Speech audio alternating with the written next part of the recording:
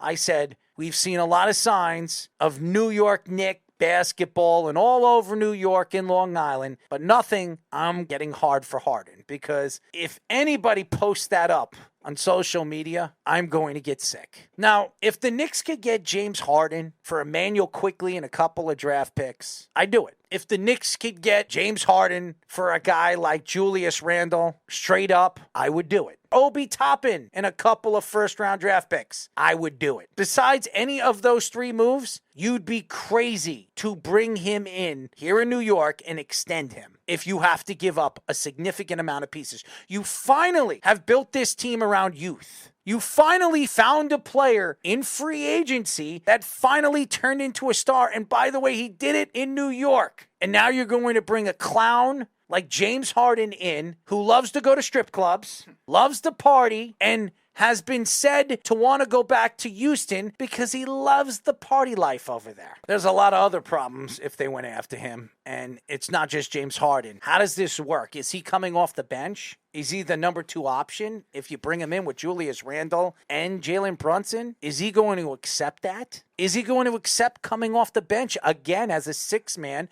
which he hasn't done since OKC? I don't think so. And that's why it doesn't work here. Now, I understand the Knicks are trying to find another offensive player because they just couldn't score against the Miami Heat. What makes them think by bringing this guy in that he is going to help them score in the playoffs against the Miami Heat? It's not going to happen. And I know Knicks fans, they're looking for that other player, and there were stories coming out that there was a secret possible move to send Donovan Mitchell to the Knicks because he was hanging out at a Met game with a bunch of executives from the Knicks and his father and his girlfriend and Stephen A. Smith. I don't think it's going to happen, right? In 2 years, he's a free agent. He will be 29 years old. I promise Knicks fans, when he becomes a free agent, he will not re-sign with Cleveland. I guarantee you he will be a Knick in 2 years. He's wanted to be a Knick. He grew up a Knick fan. He is from here. He's from this area. He wants to come back here. The Knicks tried to make a move for him in the offseason. They couldn't trade R.J. Barrett because they extended him. And that was, I believe, Danny Ainge's fault. Danny Ainge was holding this trade up, and the Knicks were waiting for Danny to accept R.J. Barrett. He wouldn't do it right away. And then they re-signed him because Leon Rose gave him an option, and he had a certain amount of time to make a decision. He didn't make a decision, and he signed R.J. Barrett. And he did the same for Mitchell Robinson.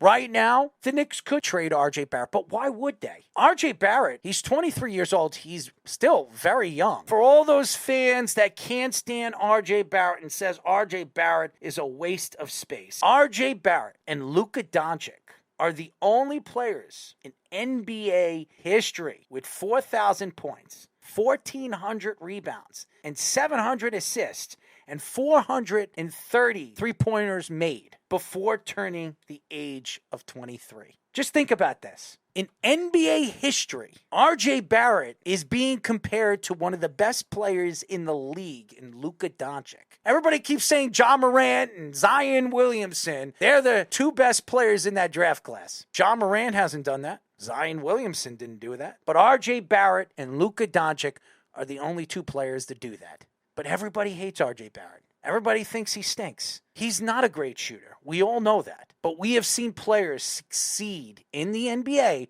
without being such great shooters. So for all those haters out there that think R.J. Barrett is a waste of space and he was a terrible pick by the New York Knicks, I absolutely believe R.J. Barrett, he could be a number 2 option in the NBA on any team if the Knicks give him a chance. Right now, it's Julius Randle. He's the number 2 option. Is he going to continue being the number 2 option? No. And maybe the Knicks think that RJ's better off being a number 3 option and still being probably one of the best 3 options in the league. I'm tired of people attacking this kid and saying that this kid is no good, he's a waste of space. It's not true. Those numbers are facts. Michael Jordan never did that. Kareem Abdul-Jabbar never did that. Larry Bird, Magic Johnson, Kobe Bryant, whoever you think is so special in your lifetime, R.J. Barrett and Luka Doncic are the only 2 players before the age of 23 to do that. That's crazy. It's an unbelievable statistic.